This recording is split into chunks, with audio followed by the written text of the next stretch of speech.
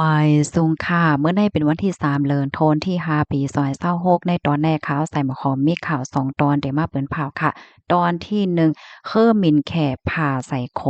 ข่าวเที่ยงโขหนึ่งก้น2ก็รู้สึกสาใจกว่าที่กว้างคือหมิ่นที่เหลียวกันในเข้าคิวเหลียวกันในอ่อนตั้งเปิ้นได้แต่ก็เฮาคามาถ่อมด้วยข่าวโขในอ่อนตั้งค่ะเพกึ่งก้างคือหมิ่นผ่าใส่โขเมื่อวันที่2เดือนธันวาคมที่5ปี2026ใน มีข่าวเงาออกมาว่า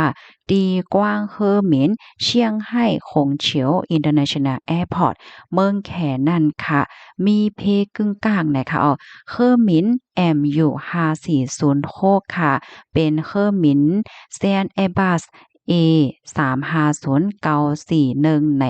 เป็นเพกึ่งกลางไล่ฮู้ว่าเฮอหมินลำในลูกดีเว้งเฉียงตู้เมอขิงข้าวยำ 9 โมงปลาย18มินิทนั่นเสียก็ออกมาถึงที่เว้งหลงเชียงไฮ้ในเมื่อกินข้าวยามกลางวัน11โมงปลาย33มินิในเพกึ่งกลางได้ก่อเกิดขึ้นเมื่อพ้องดีเฮิ่มหมินลำในลงหลีนไม้ยาวเสียกอเตเขากึดดีพักตูตั้งออกจังไหนค่ะย้อนก็เปิดสั่งแลซ้ำเป็นเพกึ่งกลางได้ปอกกำในหลาในตั้งฝ่ายสายการบินเขาลาดว่าเป็นย้อนก็เปิดว่ามีรองของคำตั้งเทคนิคตั้งเคิงจากไหนมังสื่อก็ลาดว่าเปรกปลิกมันแน่มีหลวงข้องขำน่ะเนาะเอาปลิกมันไหลเหี่ยวก็ถึงตีคือหมินลำในไหลไหลป่นกว่าดีอันกึดเสียก็ถึงตีเอาปีกฝ่ายตั้งซ้ายในคณะกว่าผ่าใส่โคจังไหนโคในแต่ก็มันเป็นโคที่อันเปิ้นกายจู้วงกลางเฮอหมินแลตั้งกว้างเฮอหมินเปิดตาให้ก้นออกข้าวตั้งเขาไล่ไปออกตีเฮอหมินเหี่ยวก็ไปเข้าจู้ตีในกว้างเฮอหมินว่าไหนก้นออกข้าวตั้งคารุเป็นจังหือพองจองลอดเพไหนไลฮู้ว่าตั้งฝ่ายภูมิพลพรเขาในก็ไล่จอยเทียมปันก้นออกข้าวตั้งกูก็ลอดเพปยก็เจอเขาในออกเฮอหมินเทียงพักตูแทงฝ่ายหนึ่งนั่นน่ะเนาะไล่ฮู้ว่าตั้งฝ่ายสายการบินเขาในก็ไล่มอบอับเงินหยอดแต้นปันตีก้นออกข้าวตั้งเขาหนึ่งก็ไหลใน3ปากหยวนแต่ตกเงินไทยอยู่หมอก1เหง5ปากหวาดในอิงเนื้อเฮ็ดให้มีหลวงจึงกัดจึงเทิงในปอกกำไนว่าไหนค่ะเพกึ่งกลางในปอกกำไดเนาะเป็นสำว่ามันอ่ำหาวเฮียงเมื่อหนังเป็นเพกึ่งกลางพวงหมินอยู่เนือกลางหาวว่าในเสตะก้อยกะว่ามันก็มีพรตุ่มยอนต่อข้าวยามการหมินได้แต่ว่าปยกตึกเคิกป้าก้นออกข้าวตั้งเขาไหลจึงเทิงบางก้อนได้เขาโลกว่าต่อเคิมหมินน่ะเนาะเพราะว่าเขียงข้าวยามมันยากว่าในก็จังตึกเคิกให้ได้เขาตั้นคืดเฮิบมินอันเขาแต่กว่าต่อสืบข้าวตั้งเทียงด้านห้าไหลเจ้าในข้อมูลตอนในคาลิปีมาที่ห้องการข่าววอลฟอรัมต่างไว้ค่ะลูกดีข่าวเงาโหดได้เห็นแลกำไดเฮาคามาถ่อมด้วยข่าวเงาเทียงโหนึงค่ะอันนี้ก็เป็นตีในกว้างเฮิมมินเหมือนกันเนาะหลักๆไล่ๆค่ะมีกวนดอกเมือง2ก็รู้เซ็งสาใจตีเฮิรนเติกเหลียวกันปยก็เป็นขิงข้าวยามเหลียวกันเฮ็ดให้ค่ะว่าเนาะ ขิงข้าวย่ำแต่เลยว่าจังเหือมันบ่ปลายเปิงกันนั่นน่ะนะเมื่อวันที่1เดือนธันวาคมที่5ปี2026ได้มีข่าวงาออกมาว่านางยิงเจ้าแขอายุไล27ปี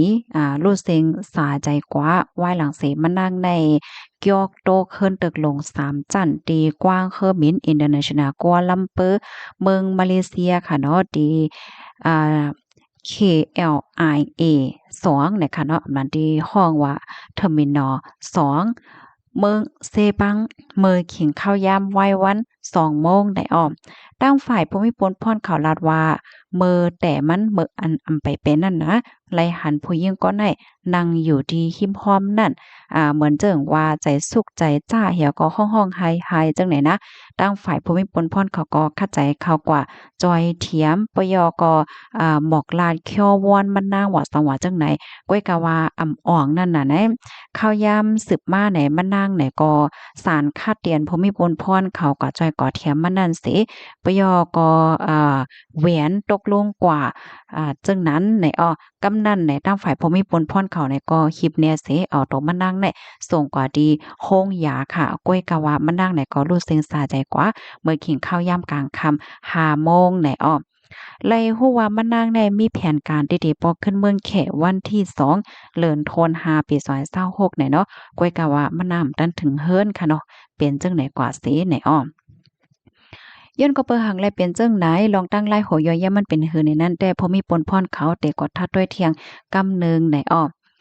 ปยอก็ข้าวยามสืบมากค่ะได้ขึ้นเหลียวกันก้อยค่ะนะเมื่อเขียงข้าวยามกลางคืน9โมงปลาย10นิดนั่นค่ะมีผู้จ่ายเจ้า LGD อายุ30ปีอ้อในก็คาล่ำว่าเตตกลงลูกตีสูงลกต้องลกมาตีแต้มตีอันเป็น KLIA